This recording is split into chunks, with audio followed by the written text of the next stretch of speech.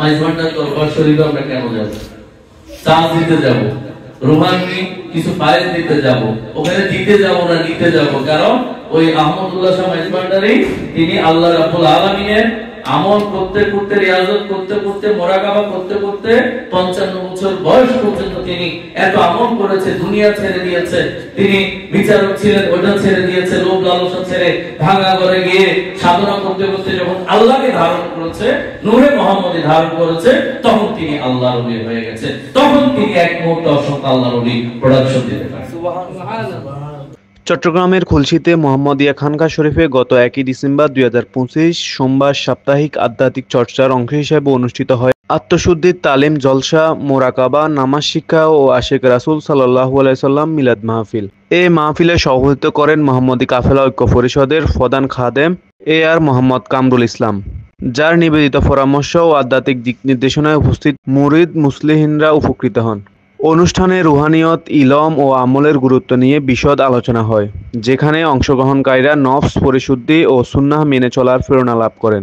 আলোচনা, জিকির এবং দুরুদে মুস্তাফা সাল্লাল্লাহু আলাইহি সাল্লাম এর পরিবেশনায় পুরো খানকা শরীফ আধ্যাত্মিক আবহে পরিপূর্ণ হয়ে ওঠে। শেষে মিলাদ কিয়াম ও দেশের কল্যাণ কামনায় মুনাজাতের মাধ্যমে মাহফিল সমাপ্ত হয়। এই আলোচনাগুলো আমরা যদি মাথায় রাখি, হৃদয়ে ধারণ না করে কোনো লাভ হবে না। আমাদের চরিত্র বাস্তবায়ন করতে হবে। আমরা গত সপ্তাহে আমাদের যে বিষয়টা ছিল আত্মশুদ্ধি, আমাদের প্রত্যেক সপ্তাহে মূল বিষয়টা থাকে আত্মশুদ্ধি। আত্মশুদ্ধি মানে আত্মসমালোচনা। আত্মশুদ্ধির প্রথম রাস্তা কি? আত্মসমালোচনা। আত্মসমালোচনা কি? আমাকে নিয়ে আমি গবেষণা করা।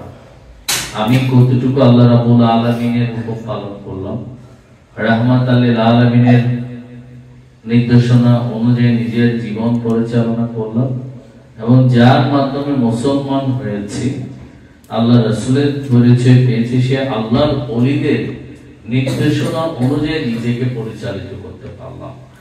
সেটার নামে হচ্ছে আত্মশুদ্ধি, আত্মসমালোচনা।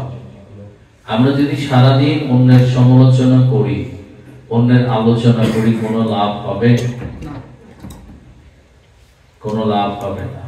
যতক্ষণ আমি আমাকে আত্মশুদ্ধি পরিশুদ্ধি করতে না পারবো, যতক্ষণ আমি আমাকে নিয়ে গবেষণা না করতে পারবো, আমার এই মুখ আল্লাহর কথা বলছে কিনা, আল্লাহ রাসূলের কথা বলছে কিনা, ভালো কথা বলছে কিনা, ভালো হওয়া নির্দেশ দিচ্ছে কিনা, আমার এই চোখ আল্লাহর হুকুম মানছে কিনা, আল্লাহ রাসূলের হুকুম মানছে কিনা, আমার এই কান আল্লাহর যে ডাক দিয়েছেন, আল্লাহ রাসূল যে ডাক দিয়েছেন, সেই ডাক আমার কানে পৌঁছে কিনা, আমার এই হৃদয় আল্লাহ আল্লাহ রাসূলের প্রেমে, আউলিয়াদের প্রেমে এর হৃদয় কোমল হয়েছে কিনা, এই হৃদয় নরম হয়েছে কিনা, এই হৃদয়ে প্রেম মহব্বত সৃষ্টি হয়েছে কিনা, আমার এই পা, আমি হাঁটছি 1 পা 2 পা 3 পা করে, এই পা আল্লাহ আল্লাহ রাসূলের দেখানো নির্দেশের মতে পথে